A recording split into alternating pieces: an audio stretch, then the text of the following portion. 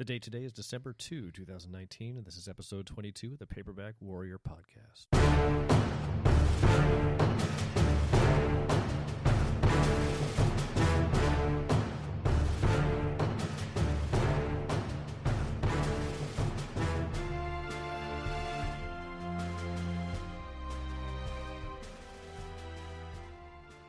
And it's great to be back here with another episode of the Paperback Warrior Podcast. It's just a reminder, our flagship site is paperbackwarrior.com. Follow us on social media. And, man, we're really enjoying our new equipment. This is our third straight week of recording with the new mics, the new equipment. We still don't know what all of it does, but we're having a great time. And it's been, how was Thanksgiving? That's good. It was kind of chilled out with the family. We're... without pulling back the curtain too much on stuff people don't care about, we're a vegetarian family, so we do a tofurkey every year, which people think is absolutely disgusting, but the kids love it. I love it. Sounds great. It looks like a City of Chicago 16-inch softball, but it tastes a little better than that. How about you? Did you do anything? I devoured turkey, like real turkey. That's fine, and most people do. I'm not going to like throw blood at you or slash your tires, but okay. We're a tofurkey family. Yeah, I drove across the state and went to Fort Myers for Thanksgiving. Played a little tennis and watched some football, and that was about it. Yeah, so. My kid's sister lives here with her family, so we always head over to her house, and there's plenty of dead birds there to eat as well. Yeah, awesome. Good. So today, the podcast. Yeah. I got a couple small topics I want to touch upon. I'm going to do a very short feature on the Dark Angel series, and we got a couple reviews, right? What are we reviewing this week? You're doing Savage Love by Harry Whittington, right? Yeah, writing as Whit Harrison. It's a pseudonym book he wrote. Okay, and I'm going to do Traveler Number 5, Road War by John Shirley. Right. When you arrived at my house tonight, though, we unloaded your car, and you had two giant boxes absolutely stuffed with paperbacks for show and tell today. Yes. What'd you get? Well, I got so much stuff I can't remember. This was an eBay purchase, a couple different eBay purchases, but I took advantage of Tom's book buying episode. I guess it was maybe, I don't know, episode 6, 7, something like that, where go to eBay and offer really low and see what happens, and then try to package in some other stuff and just see what happens. And I did that, and thankfully the sellers were like, yeah, sure, we'd love to get rid of these old books. So here's just a few. I got a Jeffrey Household novel. I got a Louis Trumbull novel. I got a couple by Peter Rabe. These are all crime noir. A couple by Bill Ballinger. This was one that Tom talked about last week, I think, or the week before. Murder Kick by Wenzel Brown. Yeah, that Sleaze publisher I've been in touch with from Canada. He reprinted that, so your copy's beautiful. Sleazy. I had Lacey, William McGivern, Philip Race, Gil Brewer, John McPartland, a bunch of Frank Caines, H. Verner Dixon, Richard Hemmel, Walt Grove, a bunch of Stephen Marlowe's. I don't know. It's what's that? Wade Miller. Yeah. Eric's being humbled. This is the single greatest haul I've ever seen. I'm partial to the 1950s crime novels, but this was just amazing. What do you even count them? Is 120 books? More? Yeah, I think it's 130 books. 130 altogether. Yeah. Some of them we don't even know what they are. Just they have great covers, but the authors will need to be a little bit. There's a guy named Pat Hawk who wrote a pseudonym guide, and that I have. It's kind of an expensive reference book, and so we were sitting there with our sleeves rolled up, trying to figure out who wrote these books, and you'll be seeing a lot of this content in 2020, both from Eric and when I burglarized his house. Some of the reviews from me as well. Yeah. Have you done any shopping lately? Yeah, I bought a bunch of Ace doubles lately. I'm kind of on an Ace double kick. I think I have a problem. I read that Negative of a Nude book I talked about a couple weeks ago. I got The Cut of the Whip by Peter Rabe, The Dead and the Deadly by Louis Trimble, Kill 1, Kill 2 by Robert Kelston, I Want Out by Ted Tommy, The Widowmaker by Frank Diamond, Kill Me with Kindness, J. Harvey Bond, Obit Deferred by Louis Trimble, Deep Six by J.M. Flynn, The Guilty Bystander by Mike Brett, and I don't know. I've really kind of gotten into these Ace doubles lately. They're a little shorter than the Fawcett Gold Medal books, right? Because you got to fit 2 books in there, and so that it's a 140-page novel instead of a 180-page novel, and so they seem to be a little less filler in them. Like the stories are very straightforward. They're damn near novellas, like what would appear in Manhunt. So Yeah. I've been enjoying them, and the covers are obviously beautiful. My problem with ace doubles is I can't read very many of them because they fall apart in my hands. They are. They don't stay together like the faucets. I am a rough on my books too, because I'm constantly walking around with a paperback in my back pocket while I'm like sitting down on them and going to the movies and driving around. So I'm the last reader of a lot of books. Yeah, yeah. So I want to talk about some stuff going on here before we get into the feature. Some of you may know Paul Bishop. He is a retired LAPD sex crimes detective who's become a successful mystery author. He's also written some Western books. You reviewed actually, and I think wrote a bit of a primer on Faye Croker, a female cop series he wrote. I consider him to be a good friend. I've actually hung out with him in real life too, and he's definitely a supporter of Paperback Warrior, and all of our listeners should definitely read his books. He's a great author, but that's not what I want to talk about.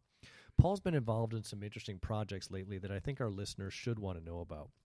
There's this company, and you and I talked about him off air, Wolfpack Publishing. It's this publishing house that's just been killing it lately with their men's adventure fiction offerings, and their westerns too. Some reprints by guys, Stephen Mertz, and a lot of new stuff by contemporary authors who are writing the kind of books today that evoke the stuff that we cover here on Paperback Warrior. I don't know the guy at all, but I hear that the owner of Wolfpack, this guy Mike Bray, is some kind of marketing genius. He's basically hiring the best authors writing this stuff today and marketing the heck out of their work through social media, and I guess he's compiled some kind of massive mailing list. And so everybody's making money in this deal. Now, your recent haul, you got a couple of those Alfred Hitchcock anthologies, right? Yes, Yeah, I like those. You've read a couple of those? Yes. I love those. The short stories in those books are awesome. Anyway, so Paul Bishop has been producing a series of short story anthologies for Wolfpack marketed as Paul Bishop Presents, with each anthology containing 10 stories published by Wolfpack for if you can get a $12 paperback or just a 99-cent ebook with Kindle Unlimited, free with Kindle Unlimited, 99 cents off of just for if you buy it. So there's 4 of them. I don't know if there's more coming out. Criminal Tendencies, Bandit Territory, Disorderly Conduct, and Pattern of Behavior. And the stories in these things are awesome. There's a World War II author that I like a lot. In fact, I reviewed him on the site back in January, named Jack Baudelaire.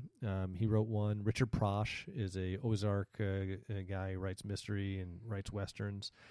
Ben Bolden, I think I mentioned him recently. He's a Utah guy who wrote a story that I got to read as a preview about a casino robbery, which is probably the best short story, contemporary story I've read in a decade. I read a Western by Ben Bolden called Merrick and reviewed that. It was just awesome. It was like a Richard Stark Parker novel in the Old West. He wrote a book for this. Mark Allen, remember that guy? You read one of his books. Yeah, he wrote one of these stories in these Paul Bishop Presents thing. Brian Drake, Eric Beetner, Mel Odom, who wrote some Mac Bolan books, Wayne Dundee, Nicholas Kane, I think you read and reviewed one of his books. Robert Randizzi, of course, the gunsmith guy. A bunch of these guys all wrote stories for these Paul Bishop Presents books. I'm probably forgetting a bunch of the authors' names, but I'm just thrilled to see that there are still outlets for people writing contemporary short stories in the tradition of the old stuff we read here. And so I think it's cool that Paul's doing that. It's a great idea. But in other Paul Bishop news, and this is like the Paul Bishop fan cast today, he's editing 2 different Western series titles, also from Wolfpack, being written by great authors under this house name. The house name is A.W. Hart. Now, there's no such person as A.W. Hart. It's a house name like Tabor Evans was for the Long Arm series.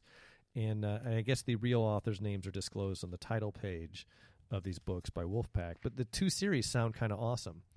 The first A.W. Hart series is called the Gunslinger Series. And Gunslinger #1 is written by Mel Odom, who wrote, I think, 8 Mac Bolan books and a bunch of science fiction and TV tie-in stuff. He's this reliably good author. And Paul describes the Gunslinger series, which, again, he edited and created but didn't write, as a gothic Western that has a very layered and nuanced plot. The other series that written under the A.W. Hart pseudonym is called Avenging Angel. Or maybe it's Avenging Angels. Avenging Angels #1 is written by Peter Brandvold, who is one of the Long Arm authors who kind of took over the Long Arm series pretty late into it, or wrote a lot of them at least. I'm a huge fan of his work. He's a great Western author. And Paul tells me that the Avenging Angel series is more of a traditional Western shoot-up series with just nonstop action. And I mean, both of these series are scheduled to go 10 books each. I think Richard Prosh wrote one also later in the series. The first installments are about 90,000 words, or about 290 pages, and he said they're a little longer because they have to cover the origin stories of the main characters. Later installments are going to be 70,000 words each. Paul says they're traditional Westerns. They're not adult Westerns with graphic sex in them. All the sex is off-page, but there's tons of action in both series. And he's got some great authors lined up for later installments in both series. I'm such a fan of Paul Bishop's work that I know that if he is shepherding both series titles, I know he's very hands-on with this, they're going to be awesome. And so you can look for them by searching for A.W. Hart on Amazon. So these are PG Westerns? Well, they're PG in that they're not, there's no graphic sex, and they're not like, there's not like a lot of testicle mutilation. They're like in the Edge books or the Apache books. Right, But I mean, these are like, I would say they're probably equivalent of like a Fawcett Gold Medal Western. Okay. They're not like Louis L'Amour where like dainty women are showing their ankles to a guy who falls in love. But it's, I mean, these are straight up balls to the wall Western novels. Well, they might be in the vein of like a Charles West or somebody that's I think so. putting out these new probably something like that. novels. That sounds right.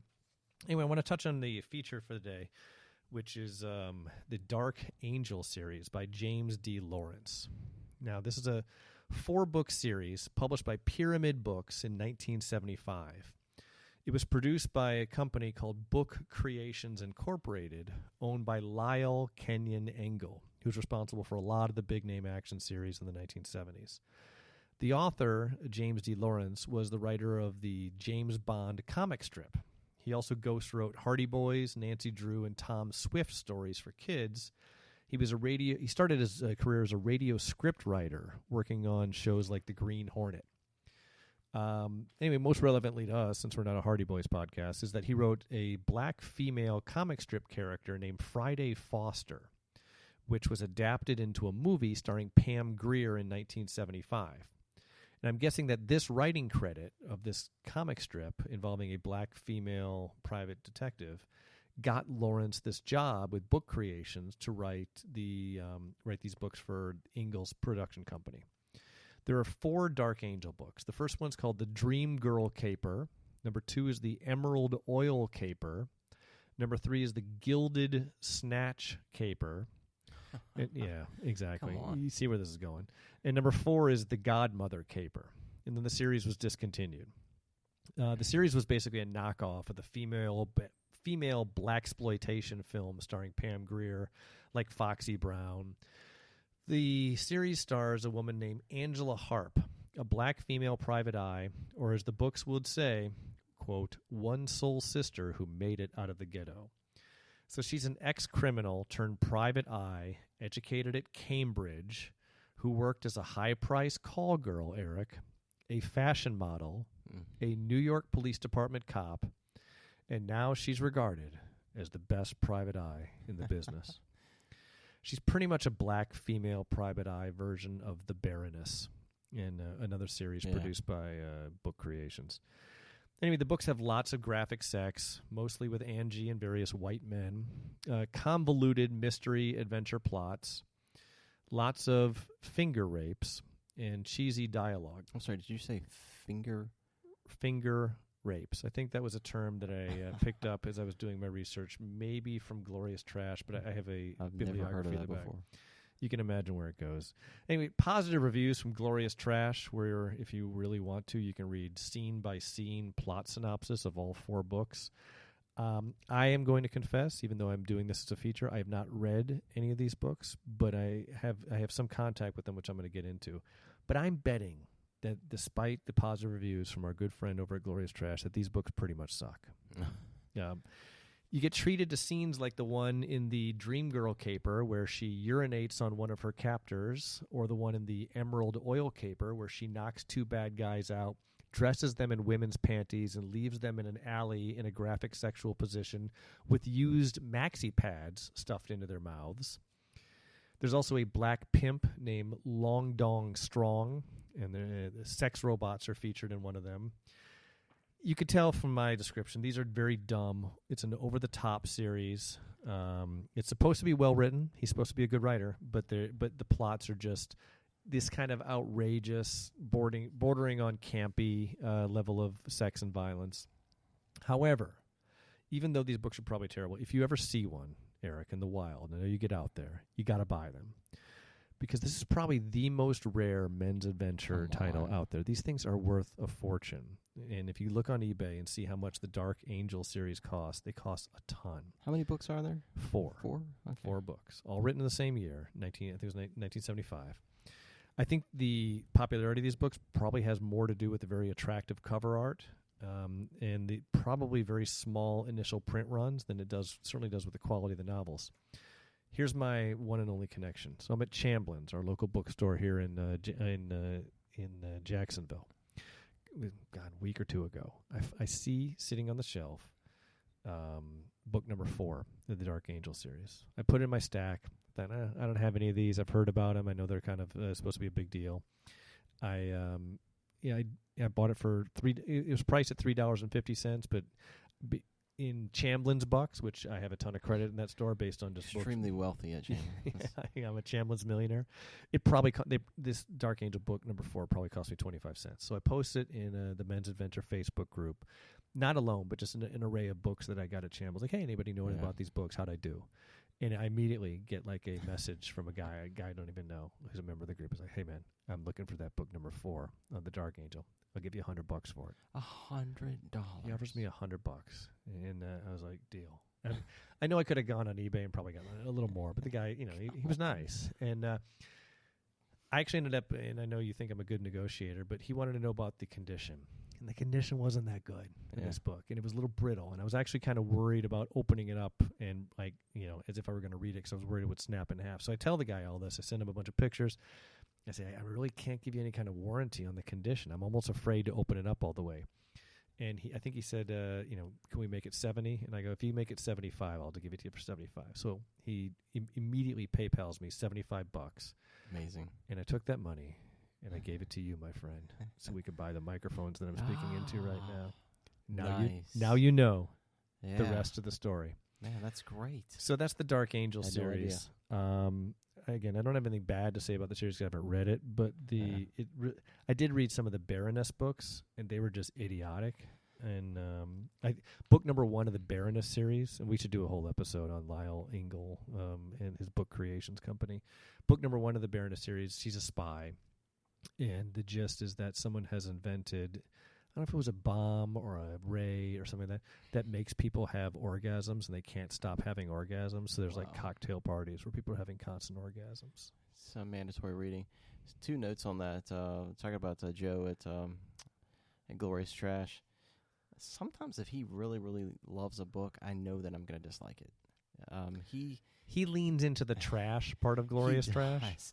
And he loves a series called TNT, and I read the first one, and I was like, I can't believe that this actually got printed. And another series that he really likes is Phoenix by David Alexander, which is in our Hall of Shame, as well as TNT.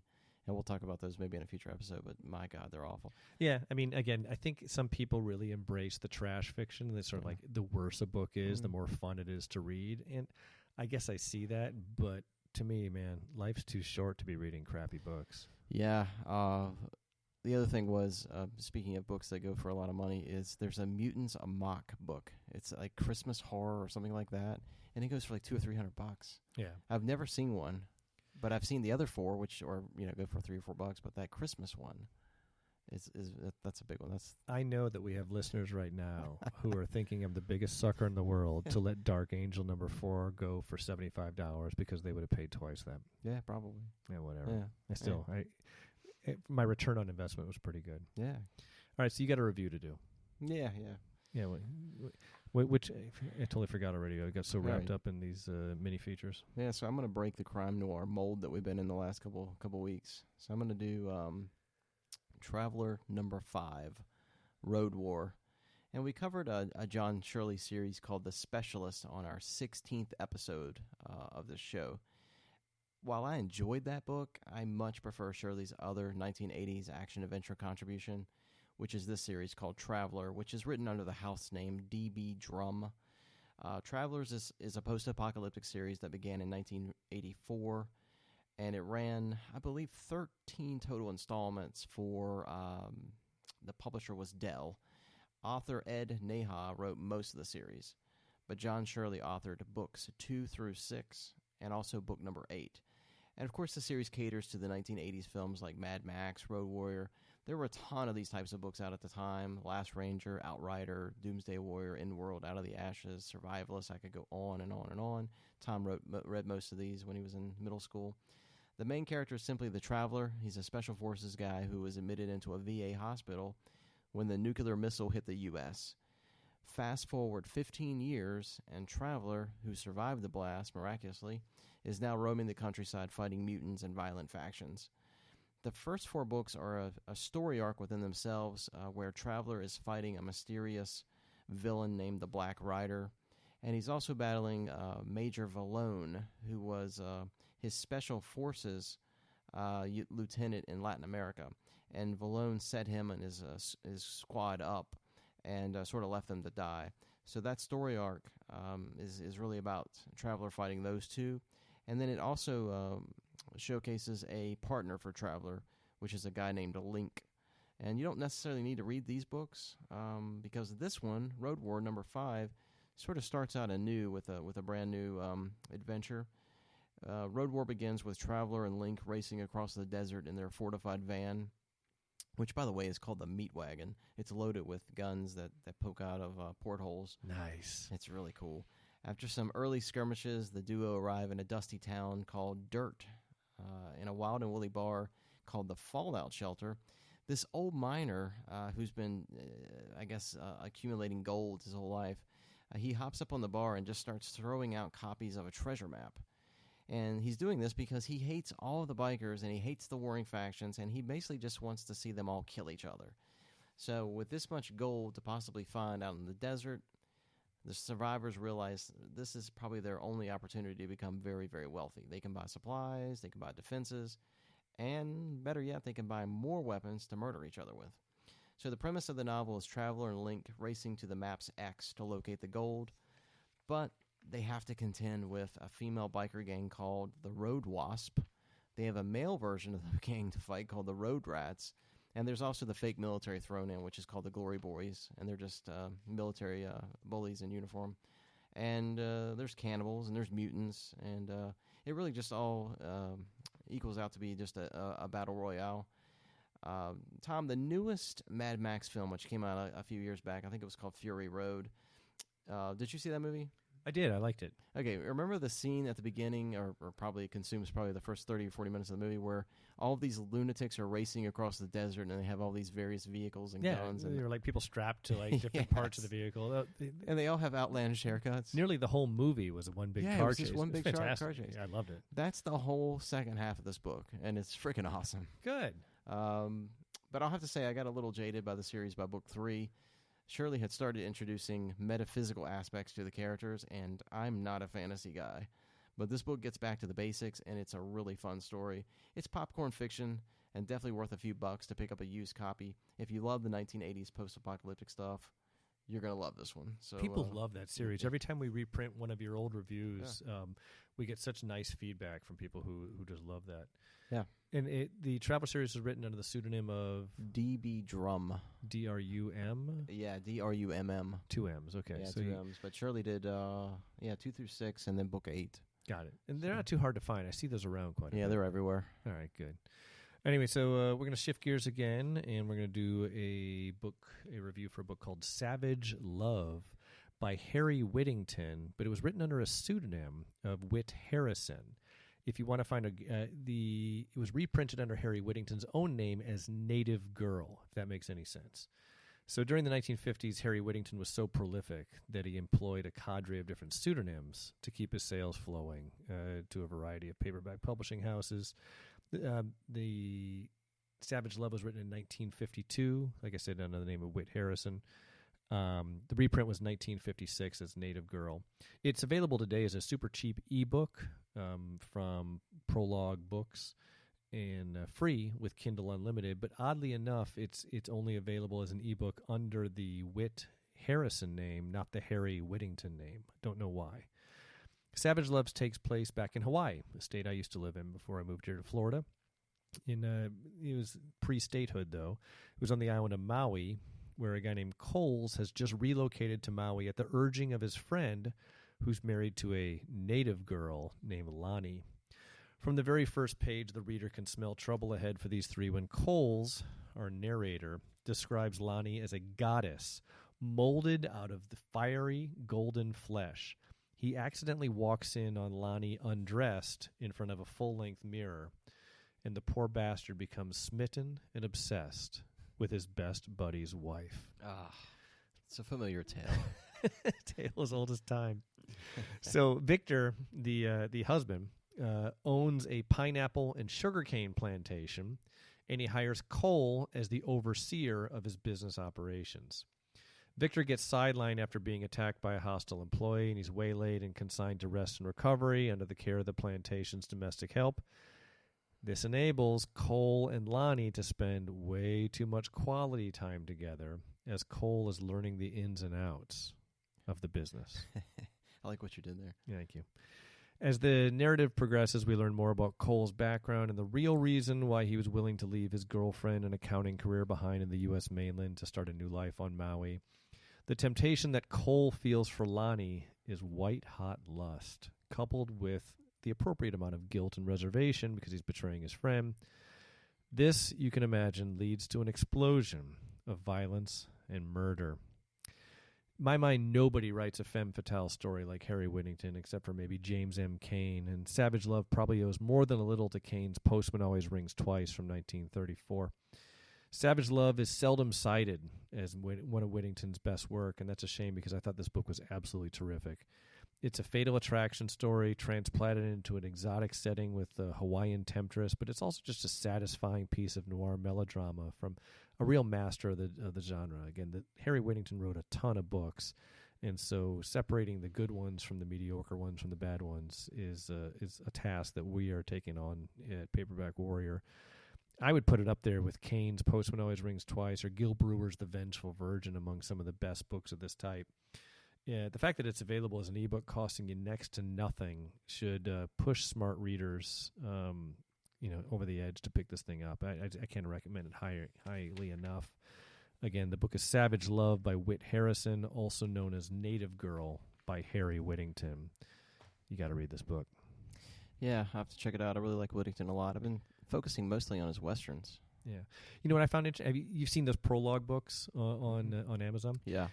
I always thought that the two best reprint houses are Prologue Books and Stark House, and it turns out that Greg Shepard of Stark House was the guy from Prologue Books picking out all the books for that. Yeah, I email back and forth with him quite a bit. Was he an account executive or something? Yeah, something like that. I mean, I think he basically got brought on. Prologue Books was its own thing for a while, or maybe they had something to do with... Anyway, Greg Shepard was basically hired to curate the collection of Prologue Books, which is why you see a lot of Peter Rabe, Harry Whittington, the same authors. So I thought it was just that these were like the best authors at the time. It turns out that the overlap between Prologue Books authors and Stark House authors has nothing to do with the fact that they're all the best. It has to do with that's the stuff that Greg Shepard really likes. Yeah. But no, I mean, he's great. The guy's got... If Hard Case Crime did as good a job as Stark House does, and Prologue Books for that matter, in curating, finding good old weird out of print books, they would have a much stronger catalog. I think Stark House is running circles around them. Anyway, Prologue is no longer bringing old books back to market. So what you're seeing right now at Amazon under Prologue Books, and there's a lot of them, Lewis Trimble, a lot of great authors are featured there. That's all there's going to be.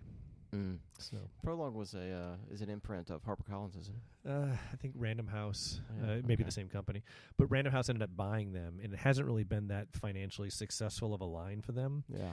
And about a year ago, they took their entire catalog, which I was spending a small fortune on. I think they were like $4.99 or $5.99 the books, and now they're all available for free with Kindle Unlimited. Go figure. Yeah, so it's great. For me, it's a bonanza. Yeah. And we don't... The covers that they're reproducing at Prologue Books kind of suck, but for Paperback Warrior, we can just go... I can read it on Prologue Books and then get a scan online for the original Fawcett Gold Medal or Ace book or whatever it was. Yeah. We can keep the beautiful covers rolling on our site. Cool. So December, can I mention what we're doing for the 2 weeks left in December? Yeah, I was going to say we have 2 more episodes left. Yeah, so 2 more episodes this year, and then we're going to take a couple weeks off for Christmas.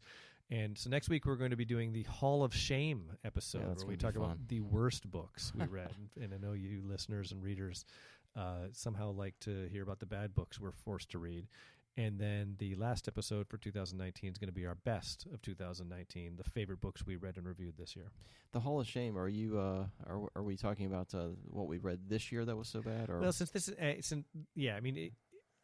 some of my Hall of Shame books were books that I reviewed in 2018, and so only because this is the first annual Hall of Shame podcast episode, and I generally don't do the first annual anything by definition.